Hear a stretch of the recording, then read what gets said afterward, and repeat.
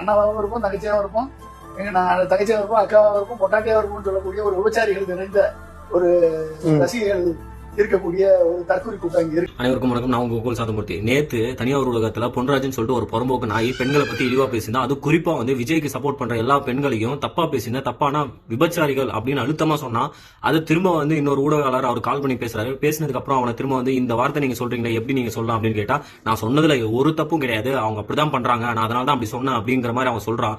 அப்படிங்கிற மாதிரி அப்படிதான் சொன்னா. இப்ப நான் ஒரே ஒரு வார்த்தை உங்ககிட்ட பார்த்து கேட்கிறேன், பொன்ராஜ், நீ ஆம்பளையா இருந்தா நீ நேருக்கு நேரா இந்த வார்த்தையை சொல்லிட்டு நீ பின்வாங்கி போட பார்க்கலாம், பின்வாங்கி போட பார்க்கலாம். ஏன்னா பார்த்தா எப்படா தெரியுது உங்களுக்கு, தமிழக பெண்களை பார்த்தா எப்படா தெரியுது உங்களுக்கு? ஒரு அமைச்சர் என்னடானா என்ன சொன்னா அன்னைக்கு, ஓசி பஸ், பெண்களை பார்த்து ஓசி பஸ்ல போங்க அப்படின்னு சொல்றான். இன்னொருத்தன் ஒரு அமைச்சர் பையன் அந்த புறம்போக்கு நான் என்ன சொன்னா, காசு கொடுத்தாங்களா, பவுடர் அடிச்சுக்கிட்டீங்களா, ஃபேர் அண்ட் லவ்லி அடிச்சுக்கிட்டியா, ஏடா இப்ப நீ ஏடானா பெண்களை பார்த்து விபச்சாரிகள் சொல்ற. உங்களெல்லாம் ஓட ஓட விரட்டி உதச்சு வெட்டுன்னு வெட்டணும்டா உங்களெல்லாம். நீ மனுஷனாடா நீங்கெல்லாம், புறம்போக்கு நாய்ங்களா? திமுக காரனா பெரிய கொம்பு வச்சுட்டு இருக்குதா உங்களுக்குலாம்? எவன் என்ன பேசினாலும் என்ன தப்பா பேசினாலும் எவன் என்ன பண்ணாலும் உங்களெல்லாம் கேள்வி கேட்கறது ஆள் நினைச்சிட்டு இருக்கீங்களா? உங்களுக்கு சப்போர்ட் பண்ணிட்டு இருக்க காவல்துறைக்கும் நாங்க ஒரே ஒரு வார்த்தை தான் சொல்லிக்கிறோம், இவங்க பண்றது சுத்தமா சரியில்லை. இவங்க பண்றதுக்கு கரெக்டான சட்டப்படி அவங்க மேல ஒரு நடவடிக்கை எடுத்து அவங்கள உள்ள வச்சு அவன் வெளியில வரக்கூடாதுங்க. அவன் ஏன் பெண்களை பத்தி தப்பா பேசுற ஒரு புறம்போக்கு நான் எப்படிங்க வெளியில சுத்திட்டு உட்காந்துட்டு இருக்கலாம்? இவங்களுக்கு இதே வேலையா சொல்லுங்க? மக்களாகிய நாம் இந்த கரெக்டா சிந்திச்சு செயல்படணும்.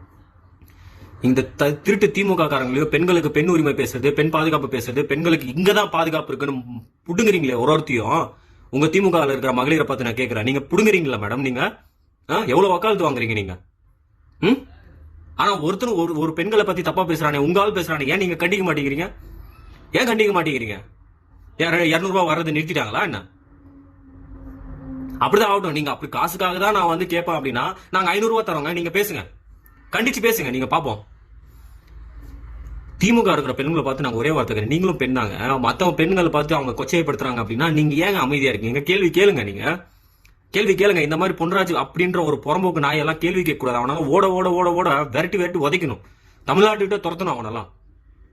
அப்படி ஒரு நாயை வச்சுக்கிட்டு இன்னைக்கு விஜய் அவர்கள் போயிட்டு கம்ப்ளைண்ட் பண்ணிருக்காரு. சட்டப்படி நாங்க அதை பாக்குறோம். ஆனா சட்டப்படி நீங்களும் அவன் மேல நடவடிக்கை எடுக்கணும் அப்படிங்கறத நாங்க கேட்டுக்கிறோம். நன்றி, வணக்கம். தர்மமே வெல்லும்.